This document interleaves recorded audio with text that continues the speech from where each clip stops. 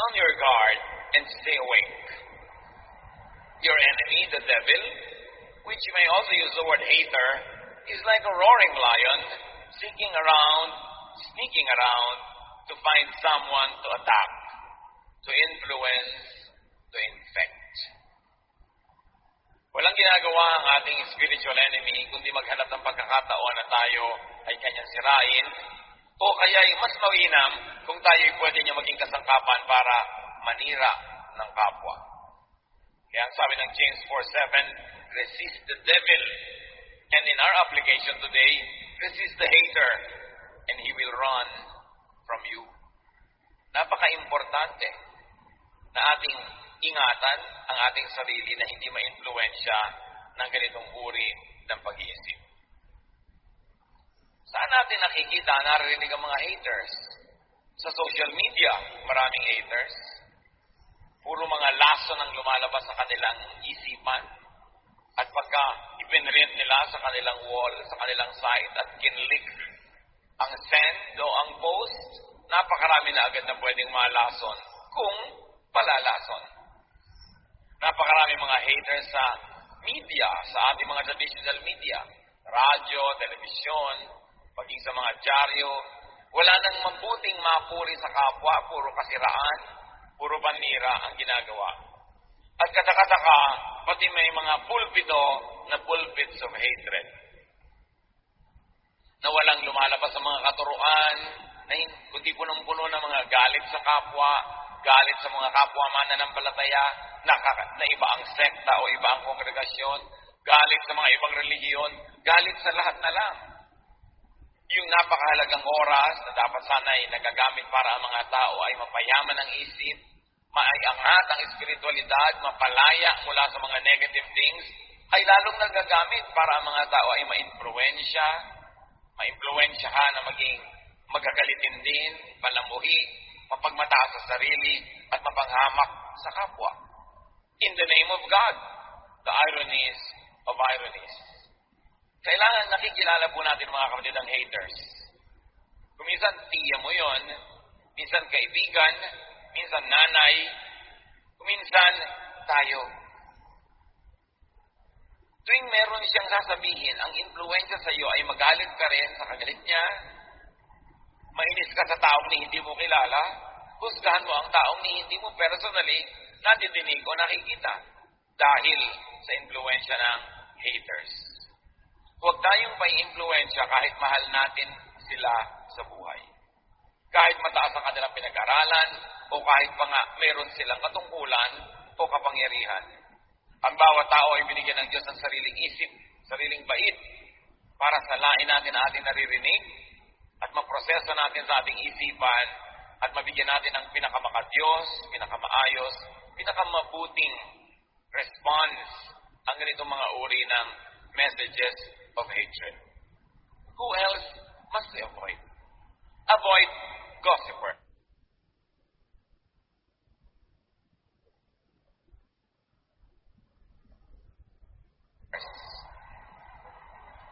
Mga paladala ng chismis. Sari-sari mga alimuom na nakukuha sa lupa ang gusto nilang ilipat sa ating isipan. Proverbs 16:28, gossip is no good. It causes hard feelings and comes between friends. Ano nga ba namang buti ang idudulot ng chismis? Pinaghihiwalay ang magkakaibigan. Pag naalaman mo kung ano sinasabi ni ganitong tao laban sa'yo, lumalayo na yung loob mo, nagkakagalit na kayo. At kung ikaw man ay papatol at magsasabi ng masasama tungkol sa kanya, mga chismis tungkol sa kanya, magagalit din siya sa iyo, walang mabuting idudulot. Kuminsan napakatagal na investment ng pagkakaibigan, pagtutulungan, pagmamahalan, sinisira ng mga makakating dila. Sinisira ng mga chismis. Proverbs 20:19, stay away from gossips. They tell everything. Lumayo daw sa mga taong hindi na namimili ng sinasabi, lahat na lang sinasabi. Kahit pa nga dumadating sa iyo para magsumbong ng sinasabi ng iba laban sa iyo, masama pa din ang influence sa iyo, kapatid. Kaya pwede mong sabihin, huwag ka nang lagi magsumbong sa akin. Ina-expect ko na that everybody will love me, people will criticize me, people evil things against me. But please, huwag mo nalang sabihin sa akin. Kasi nalalason lang yung isip ko, gumugulo ang aking damdamin, nagagalit ako, nawawalan ako ng concentration at pwede magkasala rin ako dahil dyan. Ang tao pong matino, hindi buong-buo na ikinukwento ang kanyang nadidinig. Lalo pang at ang kwentong ito ay hindi naman nakakatuwa at nakakapagpagalit pa nga. Discreet and decent people filter their gossip, if ever they gossip. Kasi we should not be gossiping. There are two types of gossipers. Yung gossipers who tell everything, and gossipers who are discreet and more decent, who filter and soften the gossip, even just a little bit. Meron pang worse, nagdadagdag pa at nagagatong at nagsusulsol ng mga gossips. Kung may tao pong dumadapo sa atin, may daladalang kwento, maging sensitive tayo. Suriin natin, ano ang dahilan bakit mo ito sinasabi sa akin? Talaga bang mahal na mahal mo ako? Kailangang isumbong mo ang lahat? O gusto mo akong galitin dahil ikaw man galit doon sa mga isinusumbong mo?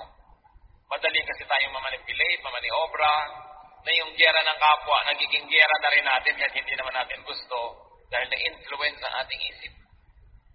Very discreet and decent people minimize or do not gossip at all. Napakahalagang ating makita yung high qualities of people who refuse to gossip. Ang daming nasasagap natin sa hangin ng mga kung ano-anong balita, pero para laging ulit-ulitin natin yun sa kapwa. Lalo't gumagamit ka ng social media, gumagamit ka ng computer, internet, ng text. Kuminsan irresponsible. Kuminsan mga gossip na wala namang verification.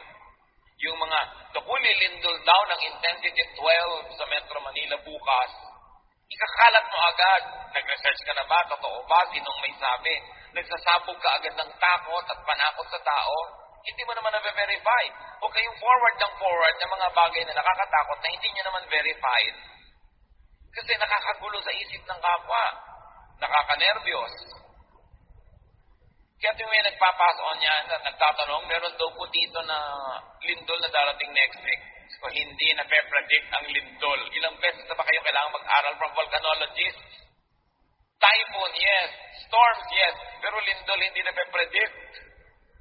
Kaya pag may nagpe-predict niyan, tulad yung nagpe-predict na darating si Jesus sa ganung petsa, huwag kayong maniwala. Kasi sabi sa Bible, walang nakakaalam kung kailan mangyayari ang ganung bagay. Bakit pinapayagan natin magulo pa tayo ng mga bagay na hindi naman dapat nakakagulo kung nag-iisip lang tayo ng konti? Tapos hindi mo na iniisip, pasa ng pass, forward ka ng forward. Lason pa lang ipinapadala mo sa kapwa. Psalm 101 verse 5, anyone who spreads gossip will be silenced, and no one who is conceited will be my friend, God says. In His majestic ways, God will silence gossipers.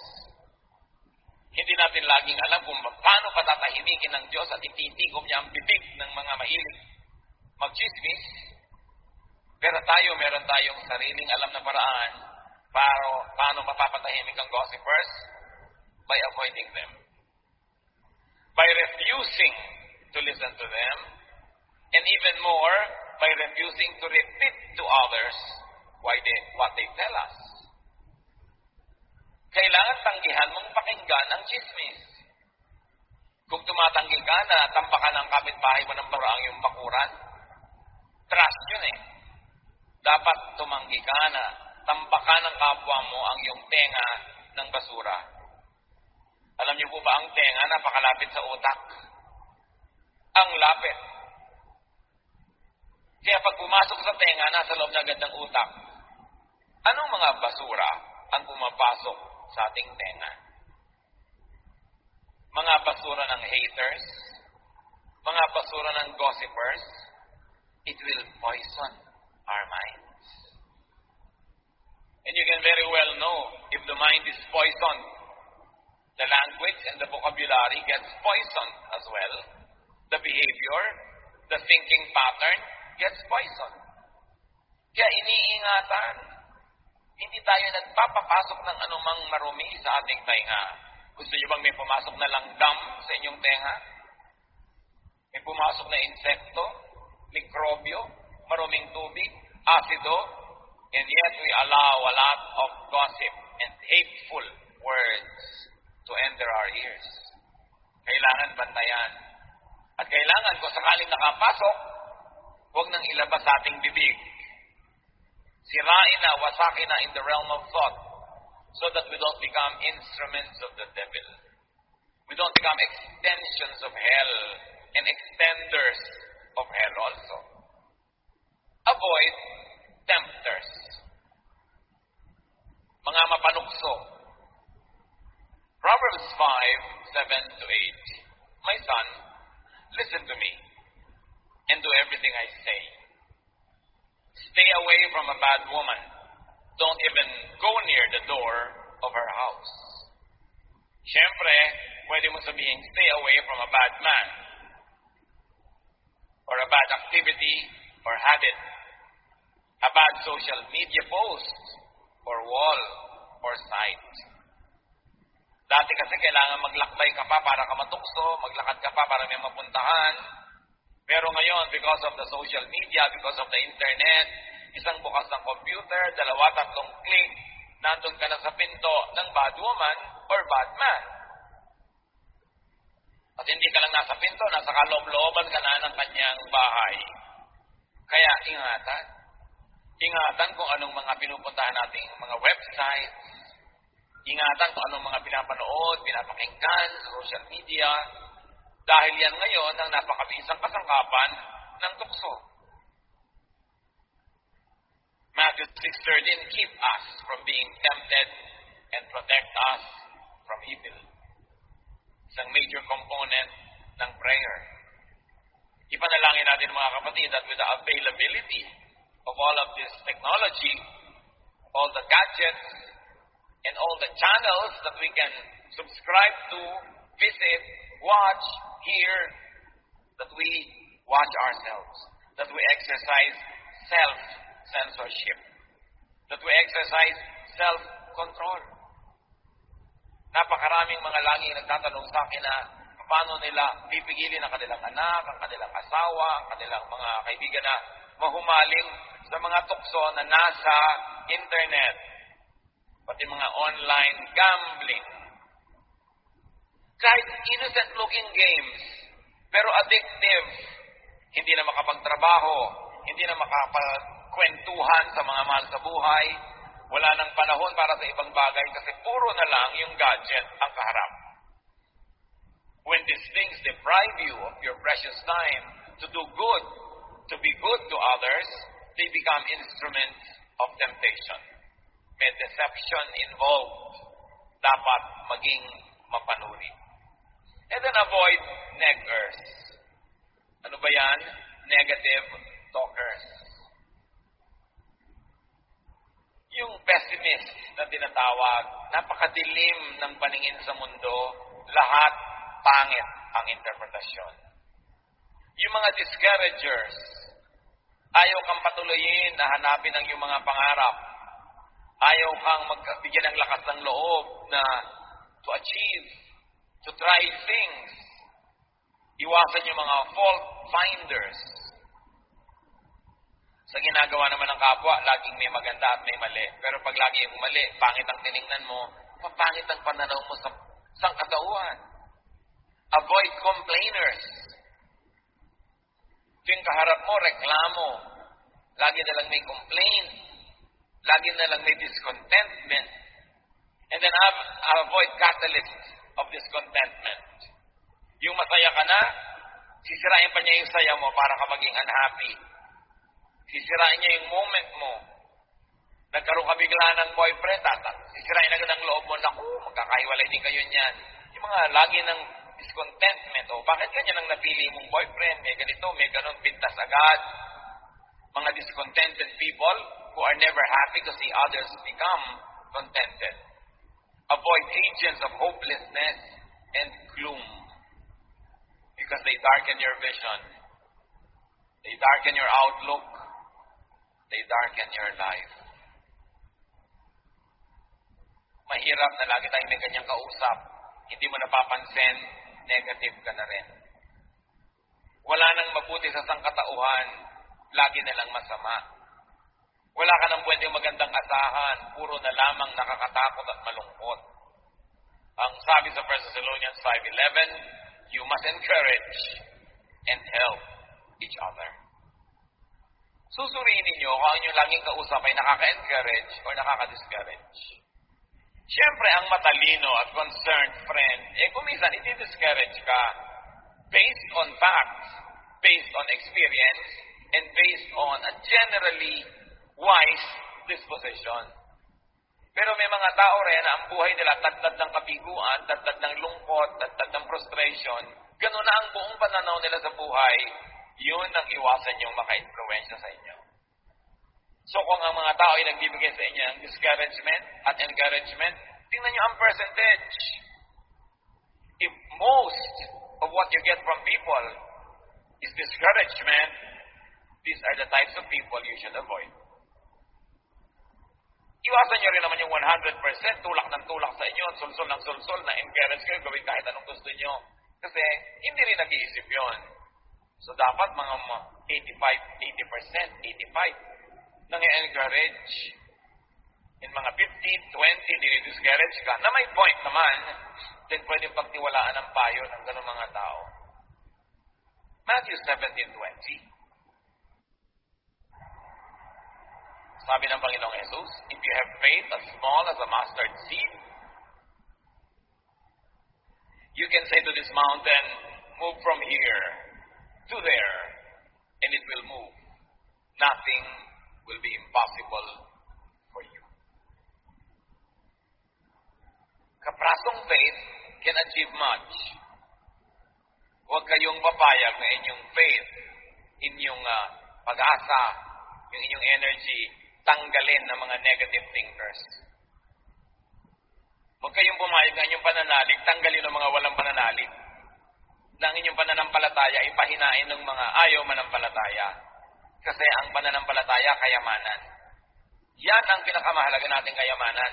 Because only faith can move mountains. Not even all the money in the world can move mountains. Not even all armies in the world can move mountains. But faith, even just the size of a mustard seed, according to Jesus, can accomplish much.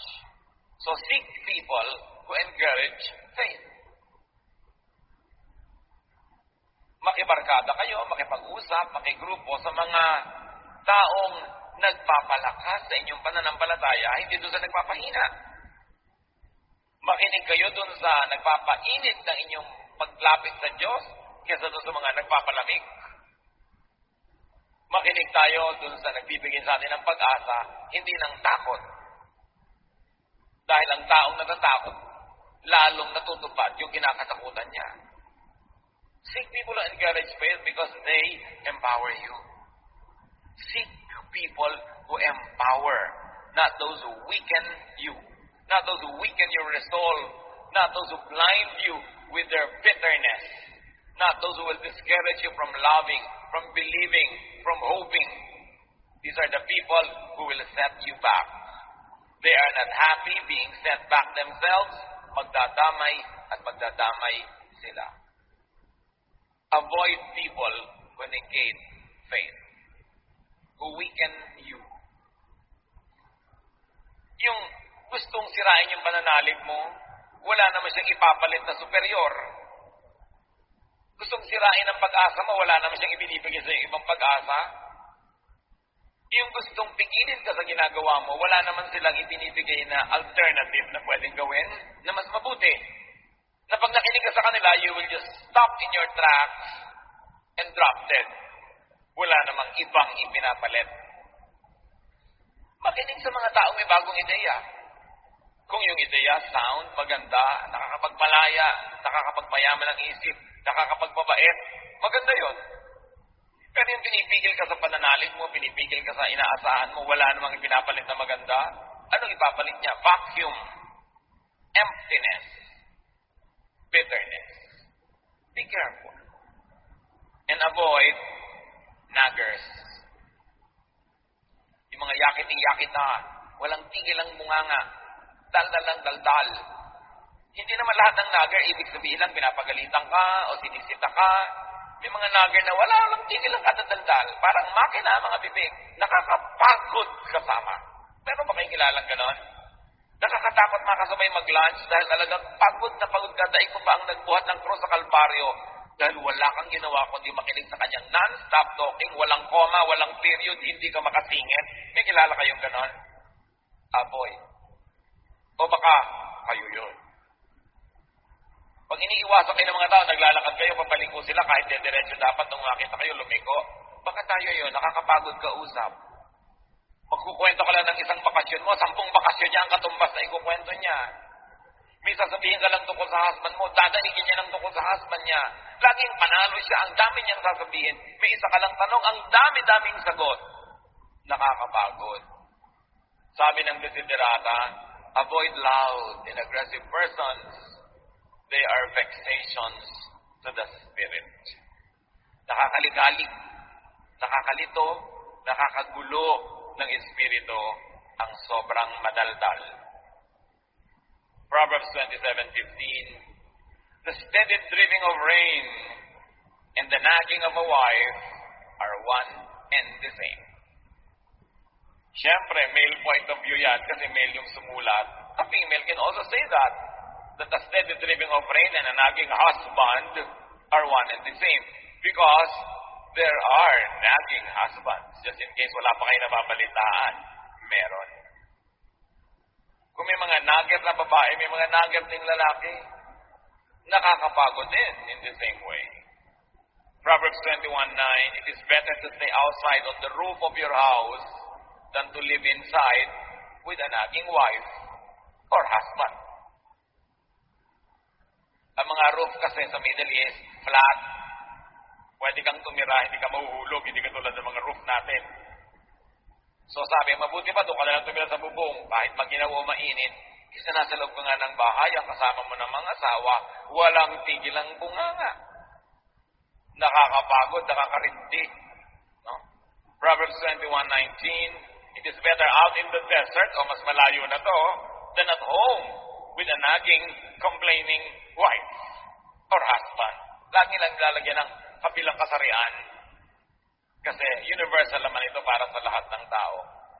Or a nagging mother, or a nagging friend, or companion. Minsan, naglalakbay ako nung araw pa, estudyante pa ako, I was traveling, and I had the misfortune of sitting next to a couple na yung wife, walang tigil ang yakiti-yakitak. Dumating ang kape na isinerve ng stewardess, yakiti-yakitak siya. Kahit ano, hanggang bumaba ka na, may reklamo siya sa airport, met everywhere. Nakasabay ko pa sa barko. Kasi naglalakbay ko nga, may lipad eh. Sila na naman. Kasunod ko pa sa pila. Nangyari pa, nakapila ako, may biglang umuna sa akin na nagmamadaling nanay. For whatever reason, na may bitbit na bata at mga bag ng mga gatas. Sabi ba naman ng babaeng nagger na nasa likod ko, hindi na ako yung asawa niya, ha? Stranger na nga ako. Kinalabit pa ako, sabi niya, papayag ka na umuna siya sa'yo. In English, siyempre. Sabi ko, it doesn't matter. Takang-taka siya. Ninanad niya yung husband niya tungkol sa akin. Sabi niya, huwag kang tutulan sa kanya. Huwag kang papayag. Pag sa'yo may umuna, huwag kang... Hindi na nga inunahan. Naglanag pa rin. May ganong tao. Ang tanong, baka tayo yon. Walang tigil ng kapupo na dito, reklamo doon. So what to do in life? How to live? Ang iksi-iksi ng buhay, pupunuin mo pa ng mga negative. Sayang naman ang time. Psalm 90:12, teach us to use wisely all the time we have.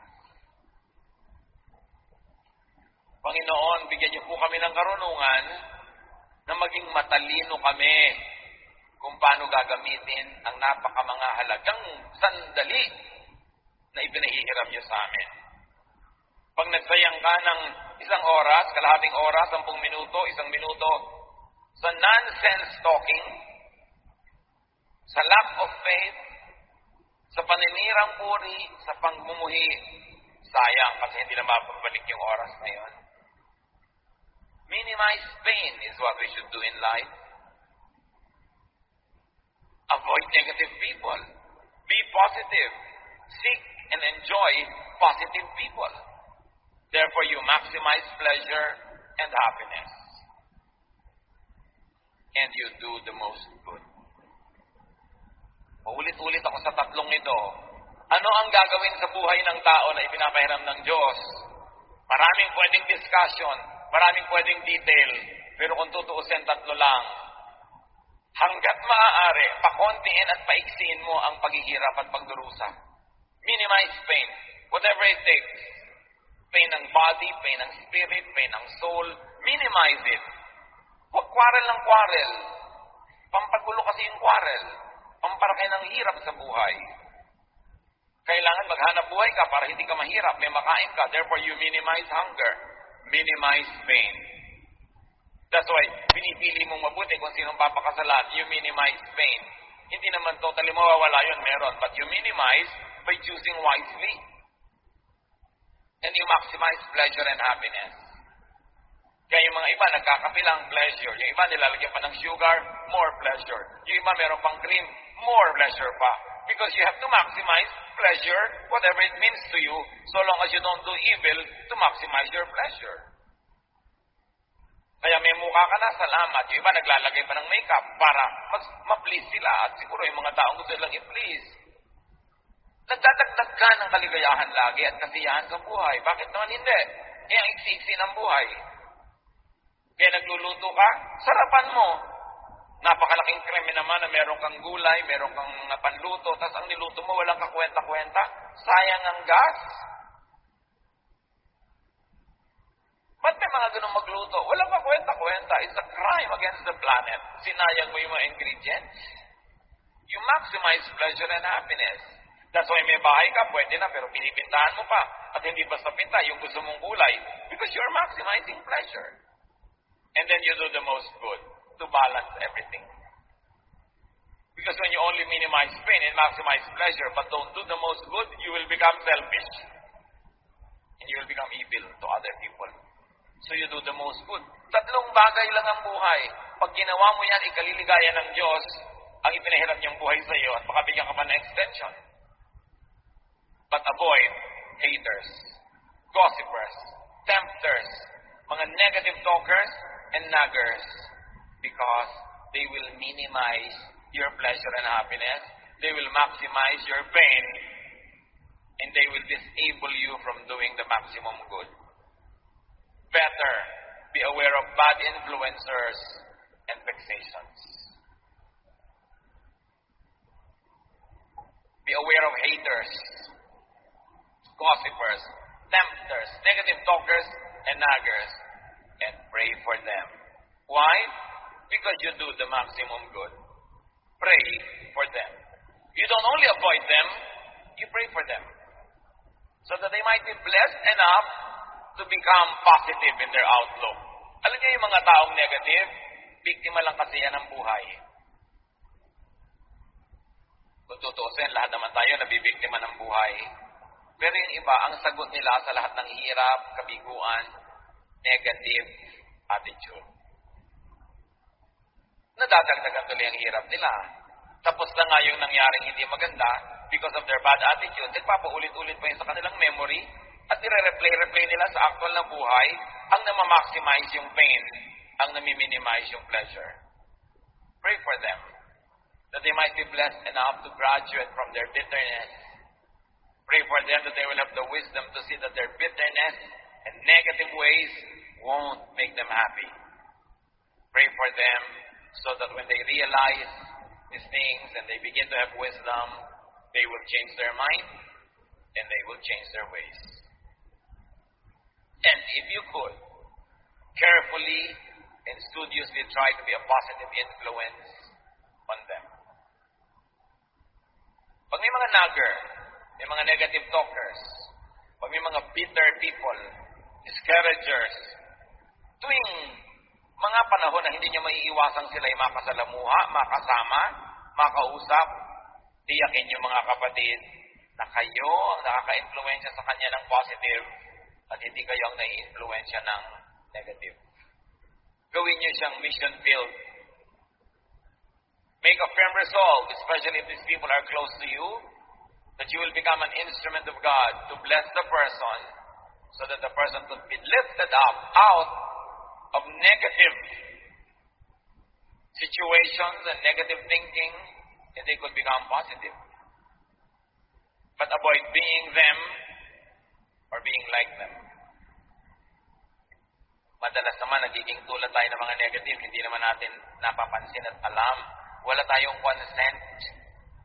Nadadala lang tayo sa dalas nating kausap.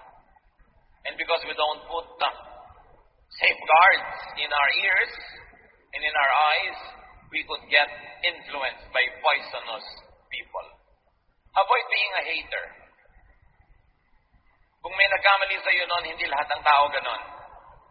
Kahit mas marami pang ang mali, meron pa ring tama. So huwag mong ihuhusga yung bagong kilala mo na mali agad. Hayaan mong magkaroon siya ng pagkakataong magpakilala ng maayos. Although, dahil lang ingat ka na, hindi ka na masyadong vulnerable na sobra-sobra magtiwala. Pero huwag mo agad tatanggalan ng tao ng at least benefit of the doubt na siya ay may mabuting magagawa sa iyo. Avoid being a gossiper, a tempter especially, a negative talker, and a nagger. Romans 2, verse 1. Some of you accuse others of doing wrong, but there is no excuse for what you do. When you judge others, you condemn yourselves because you are guilty of doing the very same things. So pag meron tayong nilabel na, negative thinker to, negative talker, ito, discourager, tiyakin natin tayo, hindi ganon. Kasi yun yung tinatawag na talbog sa akin, dikit sa'yo. The judgment that you throw at people will bounce back to you if you are doing the same thing. So let us always examine ourselves first. Unahin natin suriin ang ating mga sarili. At kung sakaling guilty tayo mga kapatid, tigilan natin to dahil napakalaking parusa sa ating kapwa, lalo sa mga malalapit sa atin kung tayo negative. Kung tayo mahirap kasundo, kung tayo mahirap kasama, para nating pinarurusahan ang mga kasama natin. Hindi kasiyahan na tayo makasama, parang isang sumpa. If guilty, let us avoid inflicting others with our disease. Let us get treatment from the Lord. Meanwhile, remain in isolation while we are contagious. Pag nagpupumiglas, nagwawala ang isang salita na makalabas sa ating bibig, suriin muna natin, will it edify people? Makakabuti ba sa makakarinig? Makakabuti ba doon sa pinag-uusapan? Makakabuti ba sa inyong sariling puso at relasyon sa Diyos? At pag hindi, wasakin ang salitang ito at huwag itong payagang mabuo at lumabas pa sa ating bibig. And very, very importantly, choose your company ever very carefully. Because bad company ruins our morals. Kung minsan nagkakaroon tayo ng mga masasamang ugali, influence lang ng iba. Suriin natin mga kapatid. Umiwas sa hindi mabuti. Sayang ang panahon, sayang ang buhay, kung magugugol pa sa mali. Panginoon, ituro niyo sa amin ang tamang daan, maging sa maliliit na mga detalye ng buhay na pang-araw-araw, maging sa mga bagay na hindi naman theologically big, pero may kinalaman sa aming kasiyahan, kaligayahan, kapayapaan, at maging sa kasiyahan, kaligayahan, at kapayapaan ng aming kapwa. Turuan mo kami, Panginoon, na maging tama, maging makadiyos, para ang aming mga bawat malapitan ay mapagpala at hindi makatanggap ng sumpa. Meanwhile, turuan mo kami maging maingat, suriin ang impluensya sa amin na aming kapwa.